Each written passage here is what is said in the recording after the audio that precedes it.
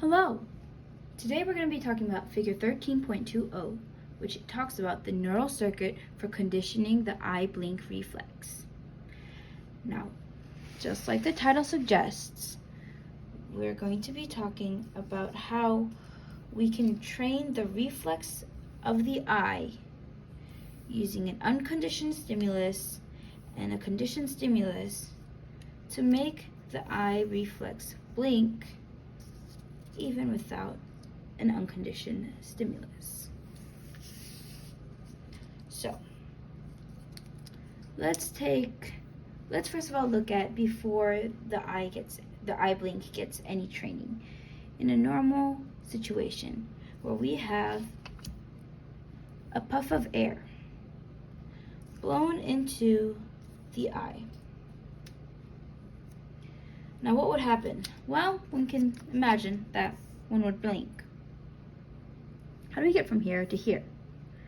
Well,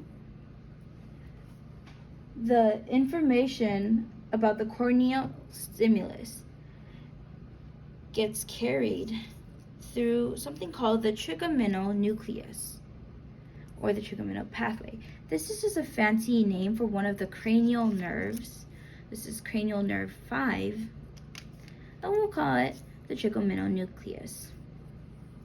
So the information gets passed through the trigeminal pathway, and then it sends this information to the cranial motor nuclei. The cranial motor nuclei, as one can imagine, has to do with motor function. However, this is not the only place the information gets sent to. The trigeminal nucleus also sends this information to the cerebellum. The cerebellum has to do with muscle control.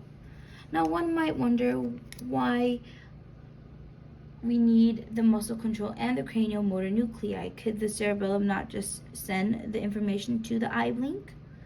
Well, although the cerebellum can send information to the cranial motor nuclei that trigger the eye blink, at this stage, those synapses are inactive.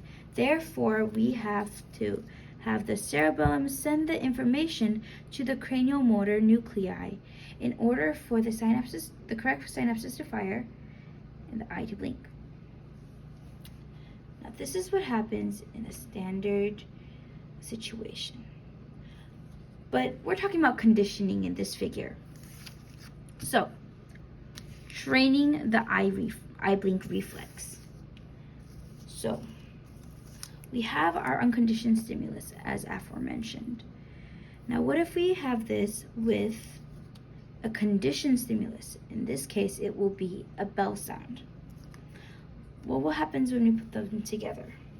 Well, the corneal stimulus will act the same and send information to the trigeminal nucleus. And the trigeminal nucleus obviously sends information, as we learned earlier, to both the cranial motor nuclei and the cerebellum. But what about the auditory stimuli that is paired with our unconditioned stimulus? Well, the conditioned stimulus also sends information to the cerebellum. Since these are happening at the same time, all the information gets sent to the cerebellum at the same time. All the information gets passed down to the cranial motor nuclei. And, of course, we get the eye to blink. Now, as one continues to pair the CS, or the conditioned stimulus, with the US, or the unconditioned stimulus, certain synapses within the cerebellum begin to strengthen.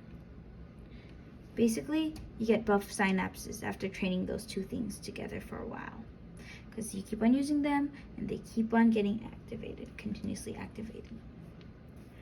Then, after training, one will be able to see that even without the unconditioned stimulus, the information will still be triggered with just the CS.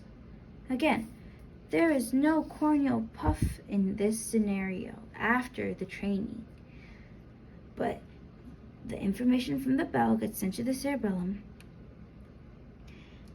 and because the synapses are so used to working together and being activated together, information still gets sent to the trigeminal nucleus, which gets sent to the cerebellum, which gets sent to the cranial-motor nuclei, which makes the eye blink even without the conditioned stimulus.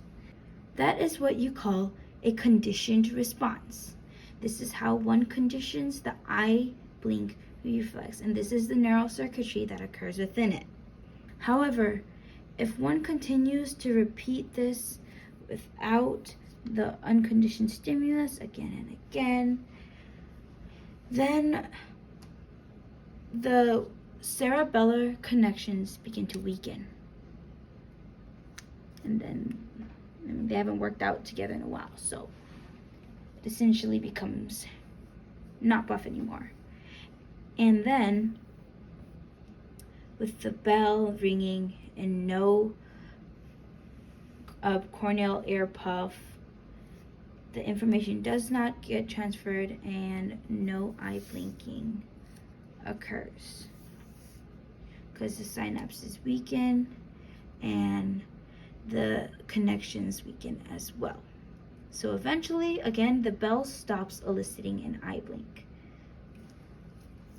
And this is what happens after repeated times without the US, or the unconditioned stimulus.